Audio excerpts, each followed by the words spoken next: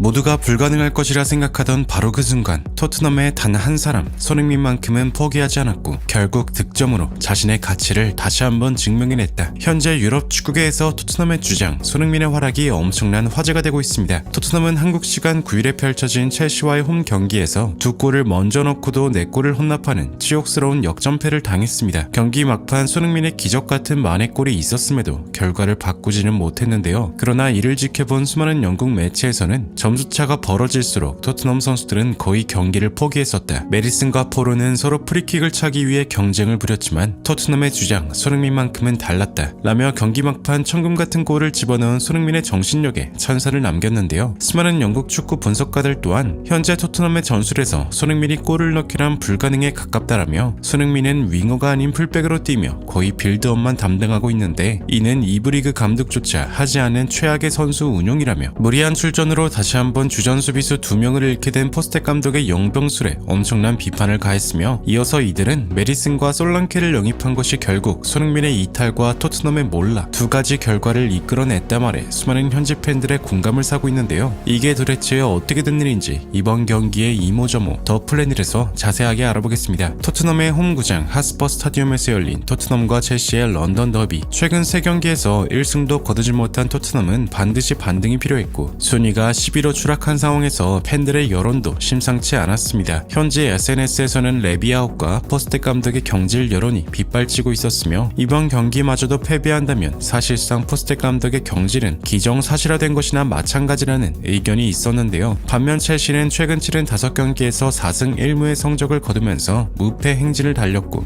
공수 완벽에 가까운 밸런스를 보여주며 굉장히 좋은 시즌을 보내고 있었습니다. 특히 지난 본머스전 벤치 멤버로 시작했던 주장 손흥민은 어느 정도 휴식을 취한 뒤 다시 선발 라인업에 복귀했으며 부상으로 결장했었던 주전 센터백 로메로와 반더벤도 선발 명단에 이름을 올렸는데요. 그리고 토트넘이 기분 좋은 시작을 알렸습니다. 전반 5분 첼시의 쿠쿠렐라가 볼을 잡는 과정에서 미끄러졌고 이 과정에서 역습 찬스를 맞은 토트넘의 솔랑케가 선제골을 터뜨렸습니다. 그리고 불과 4분 뒤 쿠쿠렐라가 다시 한번 치명적인 실수를 범했고 콜루셉스키가 좋은 슈팅으로 두 번째 골을 터뜨렸습니다. 그러나 전반 13분 토트넘의 큰 변수가 발생하고 말았습니다. 무리한 출전 탓인지 결국 로메로가 근육 부상을 입었고 토트넘은 흔들리기 시작했는데요. 그리고 곧바로 첼시의 제이든 산초가 만회골을 터뜨렸습니다. 전반 23분 왼쪽 페널티 지역 안에서 손흥민이 오른발 가마차기를 시도했으나 아쉽게 골대를 넘어가고 말았습니다. 전반 34분 코너킥 상황 손흥민이 직접 킥을 처리했고 완벽한 궤적을 그리며 파페사르에게 연결되었지만 아쉽게 골대를 때렸고 뒤이은 찬스에서도 손흥민이 완벽하게 뒷공간을 파고들며 솔랑케에게 컵백 패스를 했으나 허술한 슈팅이 상대 키퍼에게 막혔습니다. 스코어는 토트넘이 1점 앞섰으나 후반전에 들어서자 또 변수가 발생했는데요. 후반 8분 브레넌 존슨이 부상으로 빠졌고 티모 베르너가 오른쪽 윙어로 나섰습니다. 그리고 이어진 후반 14분 비수마가 어이없는 태클로 PK를 헌납했고 콜 파머가 이를 손쉽게 마무리해 2대2 동점이 되었습니다. 후반 24분 토트넘의 2선에서 패스가 올라왔고 당연히 우도기의 오프사이드가 선언될 것이라 생각했으나 이를 손흥민이 직접 달려가 받으며 오프사이드를 해결했고 그대로 속도를 살려 슈팅까지 연결했으나 아쉽게 골문을 벗어났습니다. 토트넘 선수들은 후반전이 되자 점차 체력이 떨어지기 시작했고